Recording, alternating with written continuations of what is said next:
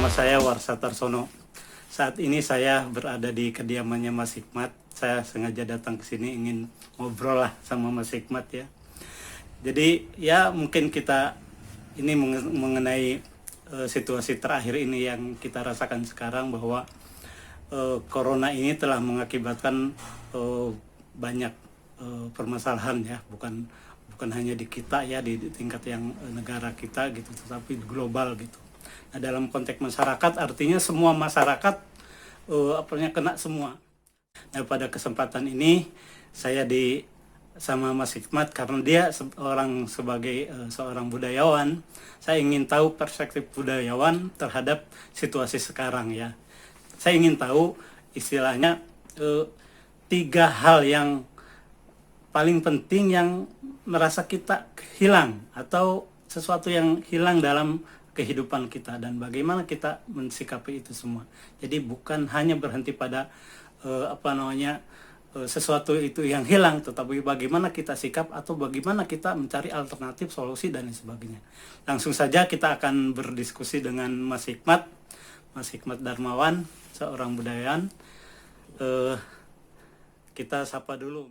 Selamat malam Mas Hikmat, mungkin karena sekarang pas malam ya, malam ke tempat Mas Hikmat. Gimana kabarnya? Ya, alhamdulillah baik saja sih. Considering ya, mengingat situasi, ya baik sih, baik. Maksudnya kesibukan ya masih berjalan, deadline masih berjalan, walaupun dalam situasi yang berubah ya. Ya, jadi ya sik-sik aja. Iya. Nah, seperti yang saya tadi di pembuka saya katakan bahwa tadi Mas Hikmat sendiri bahwa situasi ini berubah. Karena perubahan ini maka ada istilahnya sesuatu yang hilang karena situasi saat ini. Kalau Mas Hikmat bisa mengidentifikasi, artinya buat dalam konteks seorang budayawan, apa sih 3 hal yang paling menurut Mas Hikmat hilang karena akibat dari situasi sekarang ini?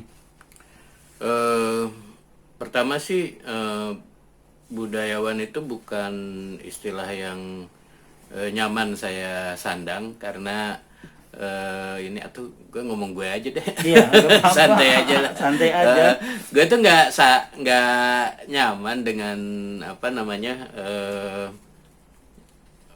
budayawan gitu, karena kalau dipikir-pikir tuh ada banyak kata di Indonesia yang ketika kita bawa ke dunia gitu, jadi ini artinya apa ya, konteksnya apa ya. Misalnya sastra, gue tuh nggak nyaman dengan kata sastra, karena kalau kita lihat di buku misalnya itu adanya general fiction, fiksi gitu loh. Jadi yang namanya menang Nobel atau Pulitzer Prize atau Booker Prize gitu, itu masuknya di toko buku ya general fiction. Ada yang science fiction, ada yang crime gitu ya. Nah, sama dengan budayawan gitu. Kalau di Inggris kan misalnya itu apa ya? Culture man kan nggak ada gitu loh. Tapi akibatnya kalau kita misalnya bicara sastra nggak jelas tuh, udah kadung ada hierarki sastra dan bukan sastra. Tapi kemudian sebetulnya istilah itu jadi penuh perdebatan gitu, apa sih masuk sastra atau bukan sastra. Sebetulnya kalau budayawan gitu ya, memang awalnya adalah orang yang bekerja di bidang kebudayaan atau berpikir dan menuliskan tentang bidang kebudayaan. Cukup benar, karena gue punya minat di bidang kebudayaan udah lama kan, dari tahun 90-an juga nulisnya awalnya juga budaya secara umum, dan biasanya dalam kaitannya dengan Islam dan nasionalisme gitu ya. Jadi masalah kebudayaan sebagai masalah kebudayaan. Tapi lama-lama kan perlu ada pengerucutan. Nah, maksud gue adalah itu juga akibatnya kalau kata budaya itu atau budayawan gitu ya, itu kan sering nggak jelas kerjanya apa. Kalau gue merasa ya gue penulis, sebut aja gue penulis. Kalau gue menulis karya-karya jurnalistik, harusnya jurnalis aja sebut. Kalau gue menulis sebagai penulis fiksi misalnya apa, cerpenis atau novelis atau penyair menulis puisi gitu. Nah, gue menulis masalah-masalah kebudayaan oke lah, tapi bisa jadi itu lebih sebagai peneliti budaya, lebih khususnya budaya pop atau apa. Tapi kan belakangan gue jadi kritikus ya. Maksudnya bukan belakangan sih, dari 90-an juga gue fokus pada kritik film, kritik buku ya, maksudnya karya-karya yang disebut sastra itu enggak hanya fiksi tapi non fiksi. Nah, maksud gue adalah kalau hilang berarti mengacu pada yang gue kerjakan, gitu kan. Jadi kalau misalnya spesifik berdasarkan profesi kan gue kritikus film dan komik. Komik nggak terlalu masalah, kecuali bahwa toko buku tutup, susah mencari mendapatkan kenikmatan untuk ngubek-ngubek toko buku gitu kan, ketemu komik atau apapun gitu ya. Nah, tapi kalau pembelian secara online gitu, itu malah jalan. Komik digital jalan. Plus gue udah banyak juga koleksi, jadi gue baca lagi aja yang lama-lama atau yang oleh-oleh dari tahun lalu, jalan-jalan ya, bukan jalan-jalan ya, kerja gitu ya. Kan gue ininya pameonya kan jalan-jalan, jajan-jajan gitu ya. So jadi gue kehilangan yang berhubungan dengan kerjaan itu terutama di film, karena kan nonton film di bioskop itu buat gue bukan sekadar nongkrong atau ngumpul-ngumpul, atau biasanya kan oke, nonton rame-rame enak juga, asik juga kan, bisa ngobrol. Tapi lebih sering lagi kan gue menonton sendiri. Ya maksudnya itu kerjaan aja gitu. Film jelek, film bagus, apapun gue nonton. Kan langsung itu yang tidak bisa dilakukan. Dan mungkin untuk waktu yang cukup lama ya, gue nggak melihat bahwa pandemi kali ini punya jalan keluar yang ringkas buat industri tertentu, dalam hal ini kalau untuk film misalnya di bagian eksibisi, yaitu bioskop. Apalagi kan laporan terakhir WHO kan bilang, wah airborne nih, ruang tertutup justru punya kemungkinan lebih besar untuk menularkan. Oh iya. Nah, kebayangkan bahwa ada satu bagian industri yang sangat penting bagi perfilman kita dan dunia, nggak hanya di Indonesia kan, di dunia itu tiba-tiba kehilangan eksistensinya gitu, kehilangan kehadirannya gitu, gedungnya itu jadi tersia-sia. 5 bulan saja berhenti gitu ya, seperti selama ini itu praktis udah nyetel ulang industri sampai 3 tahun 4 tahun ke depan gitu. Nah, belum lagi dari segi aspek produksi, bikin naskah masih bisa dilakukan di rumah. Bikin meeting kreatif apa segala macam bisa dilakukan di rumah. Post production bisa dilakukan di studio atau ruang yang bisa steril atau bisa dijaga, lebih mudah dijaga, atau di rumah sekarang bisa juga. Sebetulnya nggak terlalu bisa. Tapi kan kayak editing itu ada banyak studio yang rumah juga gitu. Itu masih bisa berjalan. Tapi bagaimana dengan syuting? Produksi ya. Iya, kan itu yang problem banget. Tapi itu pun masih bisa diakali, masih lebih bisa dibayangkan bagaimana caranya. Kan udah mulai ada film-film budget besar yang mulai produksi gitu kan, kayak Jurassic World gitu. Terus ada beberapa film yang berderet gitu kan, film-film besar nih, yang melibatkan banyak orang. Udah mulai kepikiran dibikin. Tapi kalau kalau kayak gitu, bagaimana dengan film-film yang tidak punya budget besar? Nah, itu kan semua akal-akalan. Cuma diputar di mana? Itu kan di manapun sekarang ini struktur industri itu kan bergantung pada pemasukan lewat karcis bioskop.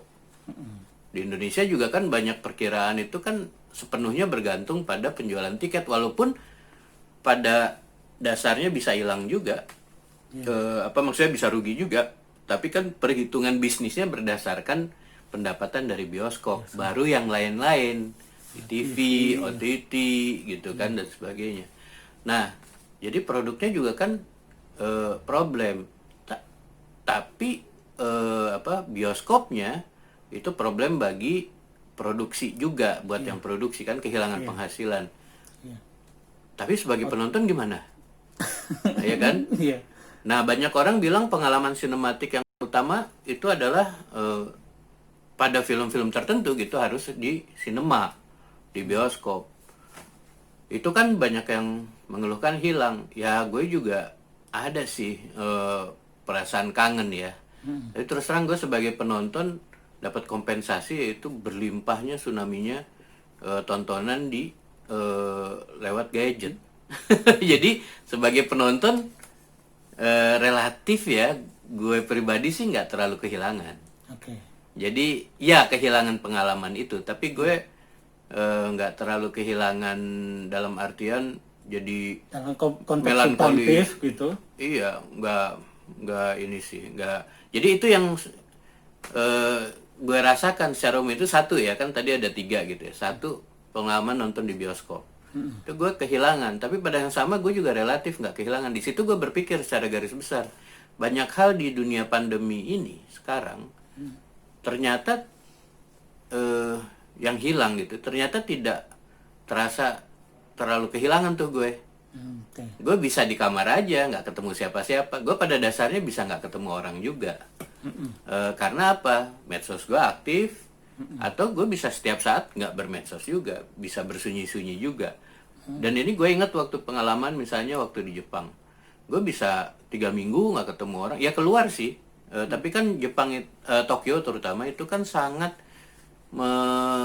apa ya, kalau istilah gue tuh sangat memfasilitasi orang untuk bersendiri dan bersunyi-sunyi.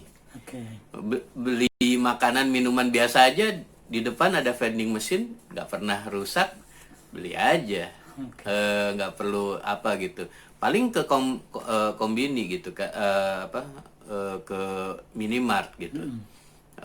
Itu nggak apa-apa juga, nggak ngomong sama orang, cuman beli aja, urusannya begitu aja. Banyak hal nggak perlu beli makanan di warung, tinggal tekan tombol yang ada gambar makanannya, oh ini harganya segini, keluar tiket, kita kasih tiketnya, nggak perlu ngomong ngobrol, nggak perlu ngobrol. Ya tentu dimanapun selalu ada kerangka bersosialisasi, kayak misalnya karaoke, gue bisa nggak karaokean juga kan. Jadi gue bisa tinggal sendirian dan ternyata gue siap untuk kehilangan banyak interaksi sosial secara langsung, secara fisik. Nah, cuman yang sangat kehilangan tentu saja misalnya interaksi intim. Ya kan, maksudnya bukan hanya nongkrong oke lah masih bisa dilakukan, disubstitusi gitu, diganti. Tapi kan misalnya ya gimana ya, hubungan personal lah gitu, personal relationship lah. Kalau di awal itu kan udah ada itu namanya tulisan di The Guardian itu, bagi yang single atau pasangan yang tidak tinggal serumah, ya sudah, emang terima aja. Gak bisa ketemu. Sampai ketemu vaksin yang bisa jadi bertahun-tahun, apalagi sekarang Amerika cabut dari WHO, itu bisa memperlambat itu juga kan, penemuan vaksin. Waduh, ya paling itu ya, kehilangan. Tapi itu juga bisa diterima juga, dalam artian kan kesepakatan ya, bahwa memang saling jaga. Jadi bisa tuh dilakukan, walaupun ya ada siasat lah untuk sesekali di masa pelonggaran ini misalnya melakukan kegiatan bersama gitu. Nah, jadi relatif nggak banyak tuh. Jadi gue baru satu tuh kehilangan pengalaman sinematik di bioskop, tapi ternyata itu substitusinya lumayan nggak apa-apa gitu. Kehilangan artinya ada alternatif gitu. Malah banyak alternatif, jadi tinggal switch aja gitu. Tinggal switch aja. Gue beli active speaker 100 ribuan, paling 120 ribu gitu kan. Colok ke laptop, langganan Netflix atau nggak langganan juga dari YouTube aja gitu. yang legal lah gitu ya. Yang legal kan banyak juga gitu. Kalau ilegal orang lebih banyak lagi gitu. Tapi yang legal enak lah, kayak misalnya kalau misalnya bisa langganan terus ada beberapa OTT yang juga skemanya murah juga, terus ada beberapa platform digital yang legal dan murah gitu. Teknologi memudahkan gue untuk mensubstitusi itu, dan malah gue jadi punya kesempatan, jadi gue mendapatkan banyak.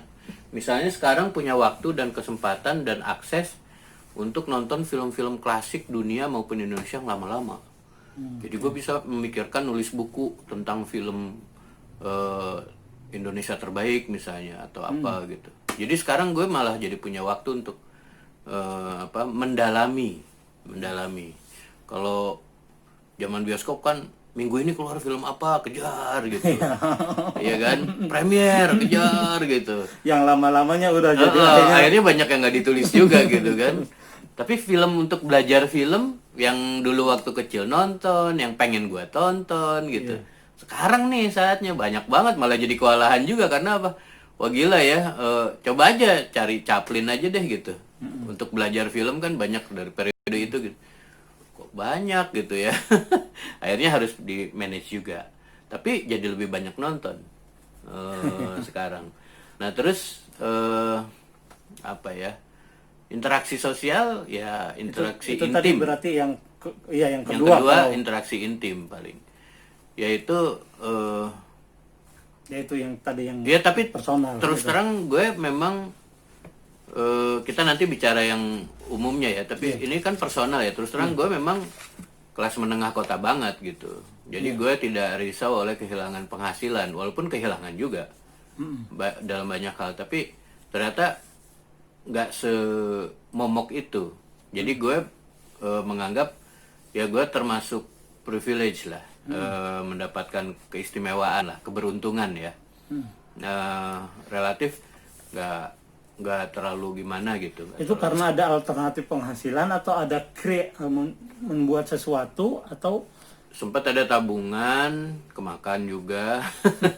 Kan ini sekarang udah masuk periode mantap makan tabungan.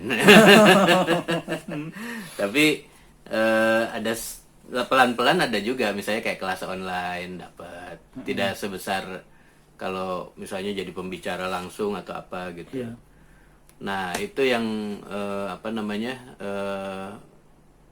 tidak terlalu menjadi kekhawatiran, walaupun ada masanya di awal-awal tuh sempet mepet banget karena kan semua respon panik. Jadi gue juga nggak punya pendapatan. Gue nggak punya pendapatan ada berapa, tapi tidak sampai membuat gue kehilangan penghidupan. Gitu ya. Dan selalu ada potensial gitu. Jadi keahlian lu masih diperlukan untuk jadi narasumber di sini. Bisa nulis dapat honor. Gitu kan. Jadi apalagi banyak film, ya kan? Kelas online apa gitu ada. Oke. Jadi relatif interaksi intim yang hilang.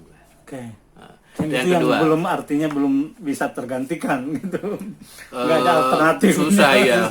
Orang kalau bersiasat ketemu juga awkward juga, canggung juga kan, jaga jarak gitu kan, cari tempatnya yang penuh pengamanan apa ya udahlah. Kalau lu enak kan balik ke kampung, yang was-was adalah membawa dari Jakarta ke kampung kan, tapi di kampung sendiri relatif banyak udara terbuka gitu apa segala macam. Kalau Jakarta selama ini ternyata kan mau pacaran, mau meeting, mau apa di ruang AC, mall, kafe gitu kan.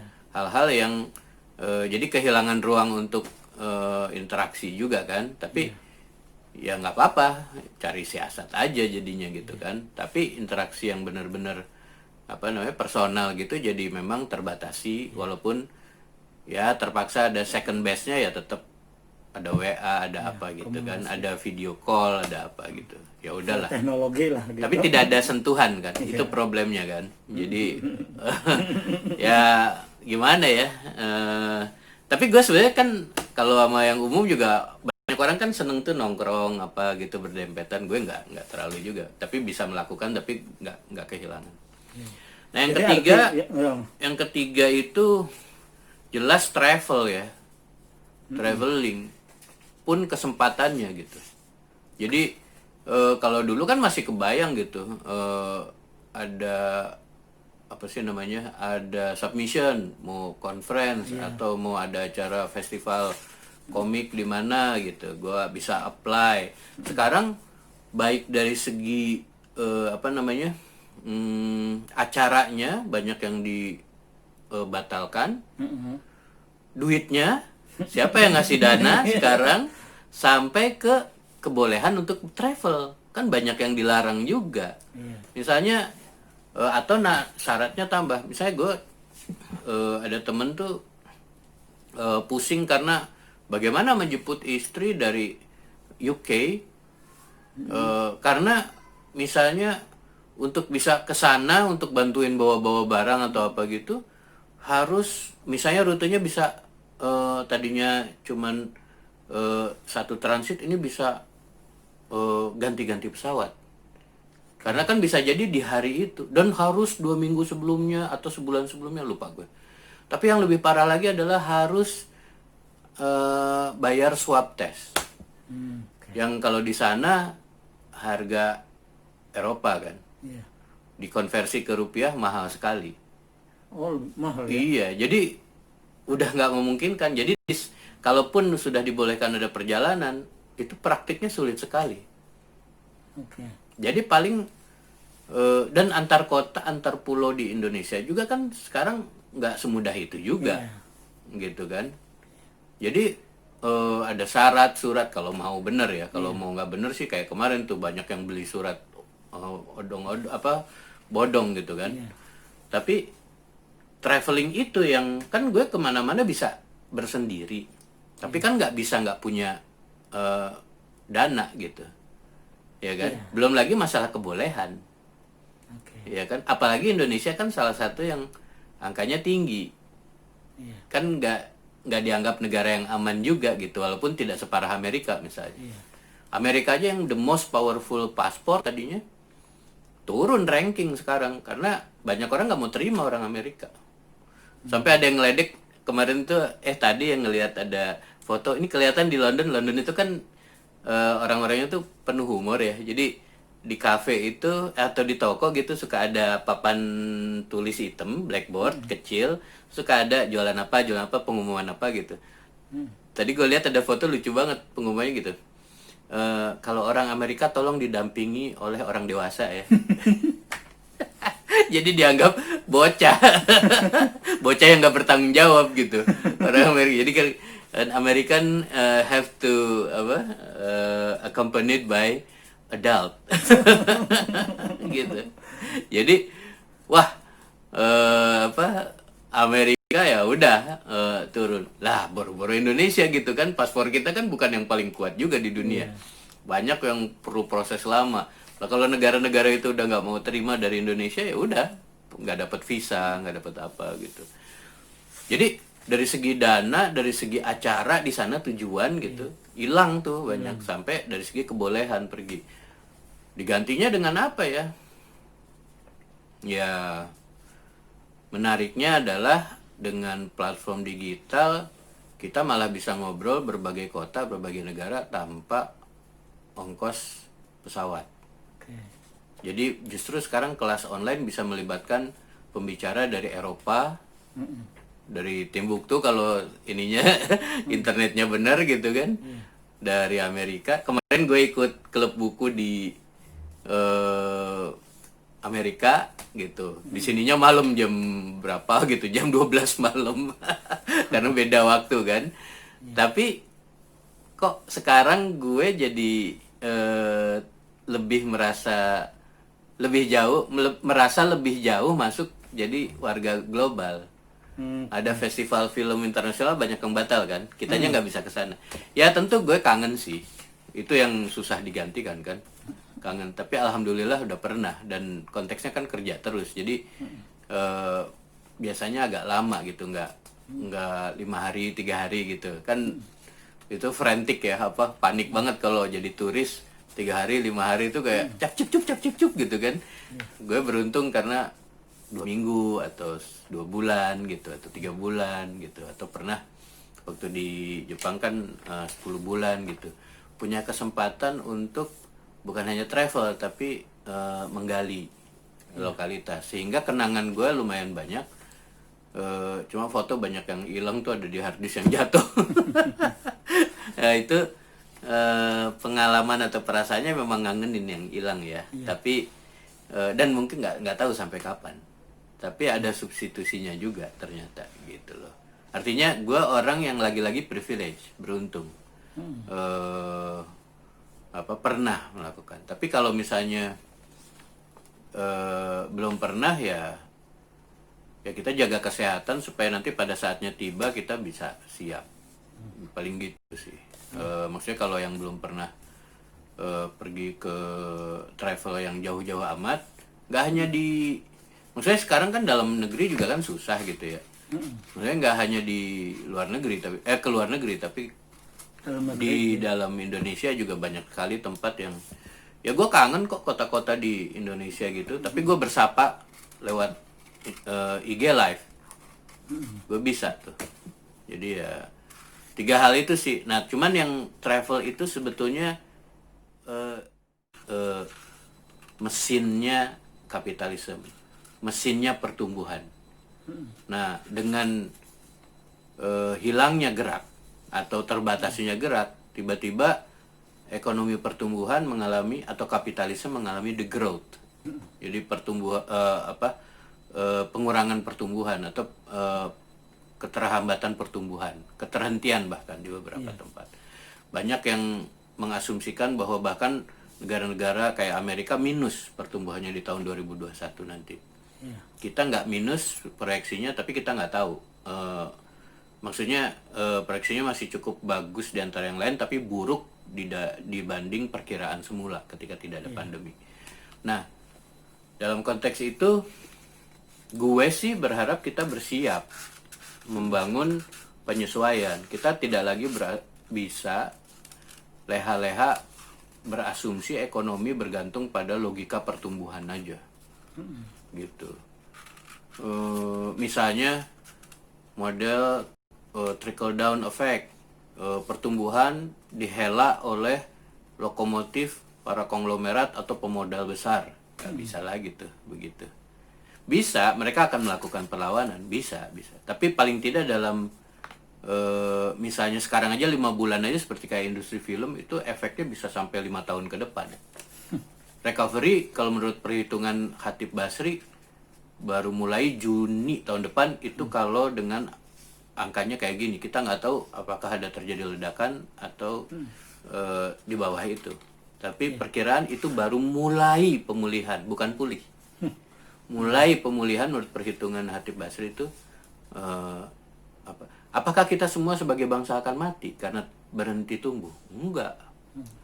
Kita harus mengubah kesiapan kita. Nah, dalam seni budaya sama aja, film juga sama. Misalnya secara estetik, film tuh mengalami pertanyaan apakah kita masih akan melanjutkan pola blockbuster Hollywood yang butuh modal besar apa gitu. Karena toh dengan segitu besarnya revenue-nya atau pendapatannya dari mana orang bioskop tutup? Kalaupun nggak tutup kan kapasitasnya berkurang separuh kan.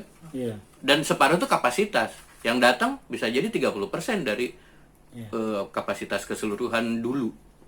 Sementara semua dengan budget yang mengasumsikan revenue-nya dari penuh kan 100% okupasi penonton gitu. Nah, jadi sekarang mungkin world cinema akan naik. Film lawas ya udah deh mendingan buat ini aja deh restorasi aja deh film lawas gitu kan. Soalnya kan ditaruh di OTT juga gitu kan. Kayak kalau di luar negeri kan ada Mubi, ya itu kita bisa akses. Ada Mubi, ada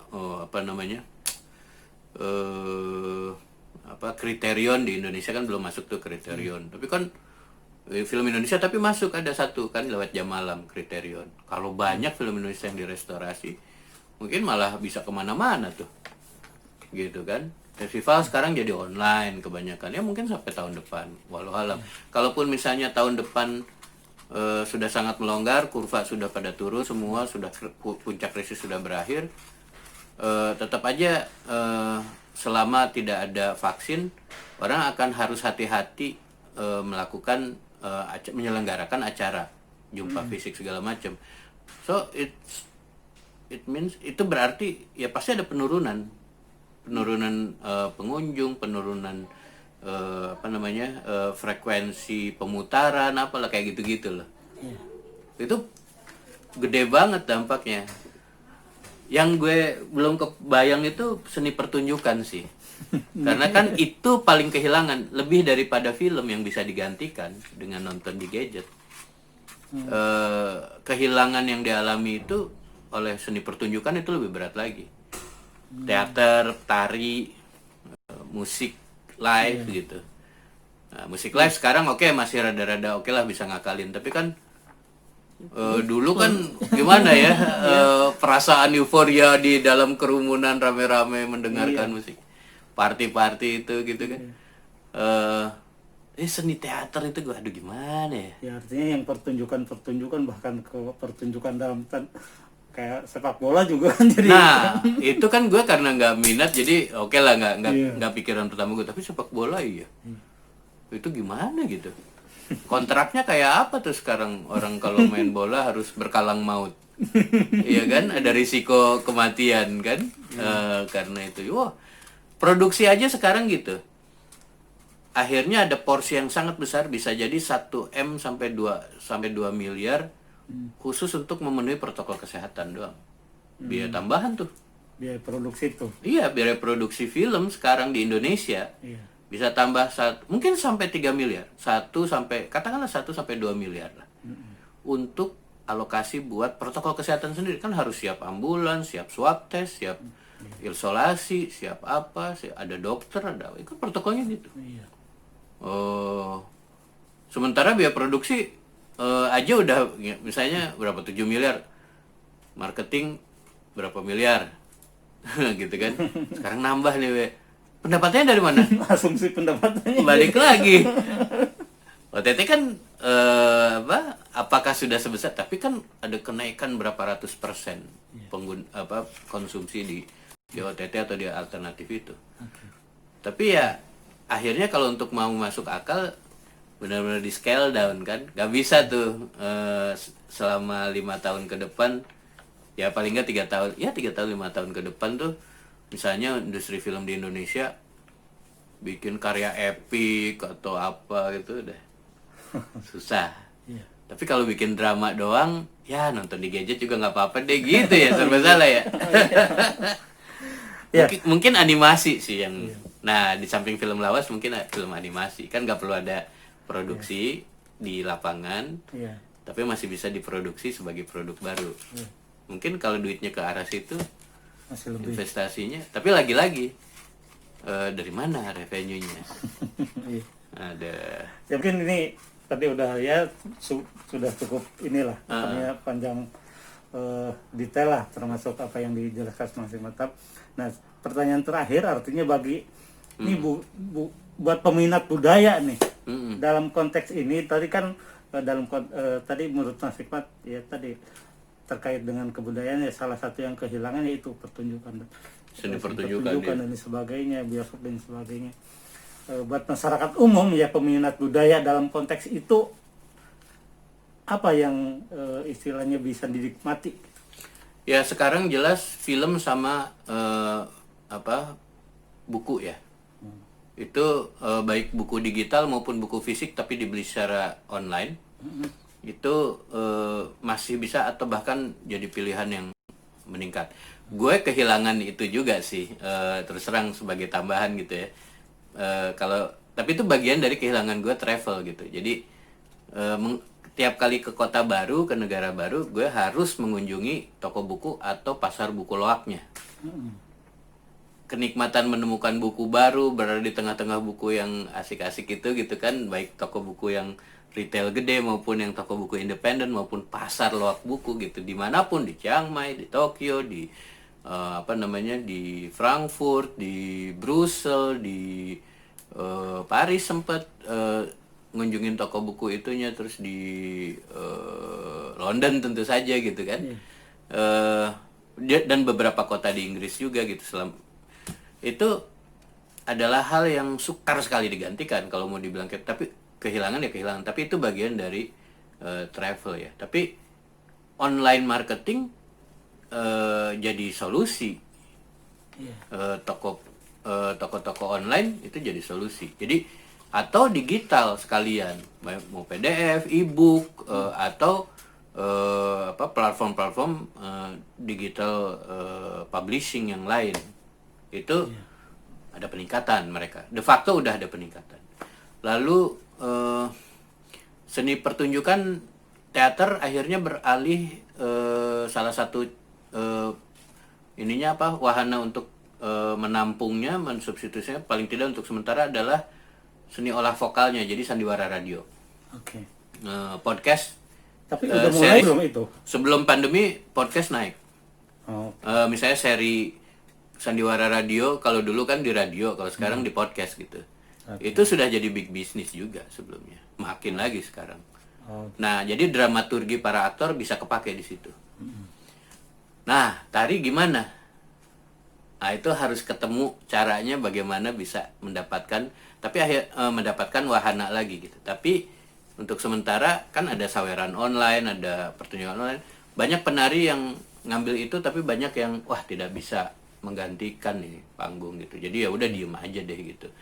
Itu gue nggak tahu kalau tari. Sebagai ekspresi aja sih mungkin bisa, tapi kalau sebagai istilahnya penghidupan gitu. Sebagai pertunjukan dan akhirnya sebagai penghidupan susah. Susah. Sekarang susah. Tapi gue nggak tahu tuh. Gue nggak tahu gimana. Mungkin kalau kelas untuk ngajar anak-anak supaya bisa nari, berkegiatan, mengaktifkan tubuh, fisik. Masih. Iya, itu juga sebetulnya yang hilang dari traveling di dalam maupun di luar negeri. Kegiatan fisik, ketubuhan kan di dalam kamar aja, kaki ngelipet aja, ya kan? Makanya gue tadi udah mulai lari nggak lari sih, sudah jalan aja gitu keliling, membiasakan diri fisik. Masih was-was, masih deg-degan sampai sekarang, masih belum nyaman gitu ya. Tapi ada yang dilakukan lah secara fisik, jalan kaki ke tempat belanja, mall yang sebetulnya kalau di luar negeri itu kan walking distance lah. Misalnya dari sini Pejaten ke Kemang itu hitungannya walking distance. Tapi kalau di Jakarta kan kagak ya. Jakarta tuh manja banget. Kalau di kampung di Jogja juga itu walking distance juga. Paling enggak suasananya nyaman, banyak pohon walaupun jalan mungkin banyak yang nggak rata juga. Tapi banyak kota sekarang enak kok buat jalan gitu. Di Manado gue, di Palu, di apa gitu. Sebenarnya enak jalan. Kecuali mungkin panas ya, tapi sama aja sih di berbagai negara juga. Kalau lagi panas banget. Tapi yang penting tuh jalan. Nah, mungkin menari di rumah gitu kan, bisa jadi kegiatan. Tapi bukan pertunjukan lagi. Jadi skillnya adalah bagaimana mengolah tubuh. Penari mungkin ke sekolah-sekolah gitu kan, maksudnya online gitu kan. Gini gitu lah. Tapi kalau untuk pertunjukan, bikin pertunjukan produksinya kayak apa gitu. Ya, itu gue ngebayangin yang industri pertunjukan kayak Broadway atau East End di London itu, Broadway di New York itu gimana ya? Nah, apalagi banyak sih, komik bisa dinikmati kan kayak buku, terus musik jalan terus sih. Orang kemudian mungkin nggak revenue-nya waktu itu kan sempat dari pertunjukan dan dari Spotify atau dari penjualan fisik itu kan turun, tapi sempat naik lagi, apapun ya. Tapi sebagai ekspresi maupun sebagai interaksi gitu masih bisa jalan. Kalau musik, kalau sebagai penikmat sih enak, semua masih bisa dinikmati gitu. Tari kan ya udah nggak bisa ke teater, nonton di YouTube atau di yang lain gitu kan. Tapi sebagai ekonomi kreatif gimana tuh? Gitu. Sebagai bidang kesenian dan kebudayaan gimana tuh? Gitu. Ya mungkin banyak hal yang belum menemukan jalan, tapi beberapa bidang itu naik kok, naik sih pesat gitu. Jadi ya kalau mau jadi penulis sekarang lah. Demikian teman-teman obrolan saya dengan Mas Hikmat Darmawan. Percaya telah cukup memberikan kita wawasan ya.